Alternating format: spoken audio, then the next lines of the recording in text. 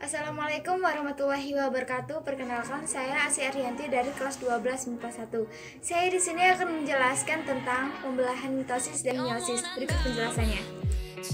Jadi sebelumnya di belakang saya sudah ada gambar.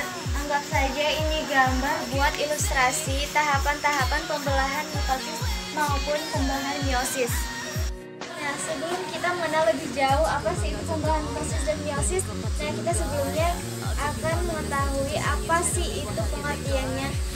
Jadi kita sebelumnya mengetahui apa sih itu pembelahan mitosis. Pembelahan mitosis adalah pembelahan sel sehingga menghasilkan dua sel anakan yang secara genetis sama.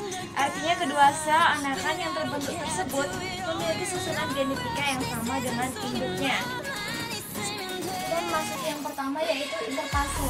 Interfase ini adalah bagian terbesar dari sel. Pada tahap ini sel ini dianggap sedang istirahat dan tidak melakukan pembelahan. Nah, selanjutnya kita ada tahapan profase yang pertama. Profase ini, nah pada fase pertama ini nantinya akan terjadi perubahan terhadap nukleus dan sitoplasma. Kemudian benang pada nukleus yang dikenal dengan sebutan benang kromatin akan mengalami perubahan bentuk menjadi lebih pendek serta menebal. Hal ini menandakan bahwa sel sedang membentuk kromosom. Nah, yang selanjutnya kita akan memasuki tahapan kedua yaitu metafase. Nah, di metafase ini tahapan berikutnya adalah metafase. Ini ya contohnya.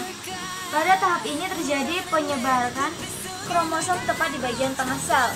Jadi khusus dari tahapan ini, bagian atau bidang ekuator memiliki kromosom yang tersusun rapi.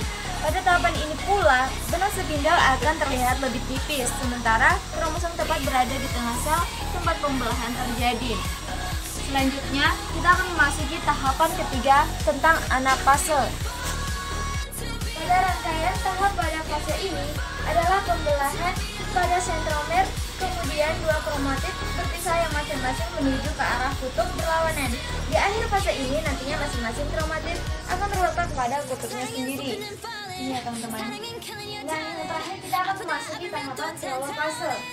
Di tahapan telopase ini, saat dimana adanya membran nukleus yang baru mulai terbentuk, kemudian benang spindel bakal menghilang. Setelah itu, dua buah nukleus baru akan mewujud. Nukleus yang baru mulai terbentuk, kemudian benang spindel akan menghilang. Setelah itu, dua buah nukleus baru akan memicu terjadinya pembelahan sel tepat di tengah.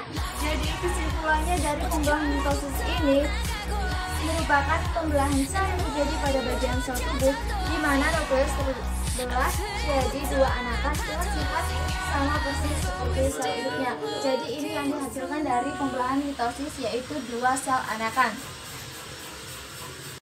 Jadi kita akan memasuki pembelahan meiosis. Jadi terlebih dahulu kita mengetahui apa sih itu pembelahan meiosis. Pembelahan meiosis adalah pembelahan sel secara tidak langsung karena melalui tahapan-tahapan tertentu dan ditandai dengan penampakan yang berbeda-beda dari kromosom yang dikandungnya. Jadi yang pertama adalah interfase. Saya ulangi kembali, interfase ini adalah bagian terbesar dari siklus sel. Pada tahap ini, sel dianggap sedang istirahat dan tidak melakukan pembelahan. Jadi langsung saja kita masuk ke tahap pertama yaitu meiosis 1. Meiosis 1 ini ada profase 1, metafase 1, anafase 1, dan telopase 1. Di profase 1 ini ada tahapan seperti letoten, zigoten, pakiten, diploten, dan diagenesis. Selanjutnya ada metafase 1. Nah, di sini benang spindel keluar dari kutub yang berlawanan dan mengait pada sentromer kromosom yang telah berpasangan. Semua bivalen terletak pada bidang ekuator.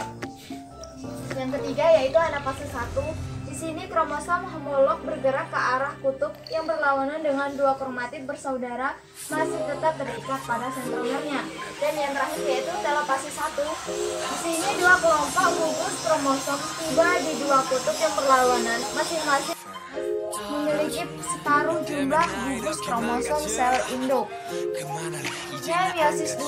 Di meiosis 2 ini terdapat tahapan-tahapan yaitu profase 2, metafase 2, anafase 2, dan telofase 2. Di dalam profase 2 ini, selaput inti dan nukleus dalam sel mulai menghilang dan benar-benar tinggal menarik sentromer ke ruang kutub yang berbeda. Selanjutnya metafase 2, kromosom terletak pada bidang ekuator dan setiap sentromer pada kromosom diikat oleh benang spidal. Kemudian langsung anafase 2, sentromer membelah dan dua kromatit berpisah, kemudian bergerak ke arah berlawanan menuju kutub. Dan yang terakhir yaitu telofase. Dalam telofase 2 ini, kromosom berkumpul pada titik yang berbeda dan membuat inti untuk membungkus kelompok kromosom tersebut. Setelah melewati 2 kali pembuahan dari satu sel akan dihasilkan 4 sel dengan masing-masing sel mengandung kromosom separuh jumlah sel induknya. Jadi dia menghasilkan 4 sel anakan. Jadi kesimpulan dari pembelahan mitosis dan meiosis ini, perbedaannya mitosis dan meiosis adalah mitosis menghasilkan 2 sel anakan yang sama dengan induknya, sedangkan meiosis menghasilkan 4 sel anakan yang berbeda dengan induk. Pembelahan sel merupakan proses ketika sel membelah diri menjadi 2 atau lebih. Sel yang dihasilkan adalah sel anak yang memiliki otonomi sendiri. Cukup sekian penjelasan dari saya tentang mengenai pembelahan mitosis dan meiosis. Jika ada salah mohon dimaafkan. Terima kasih. Wassalamualaikum warahmatullahi wabarakatuh.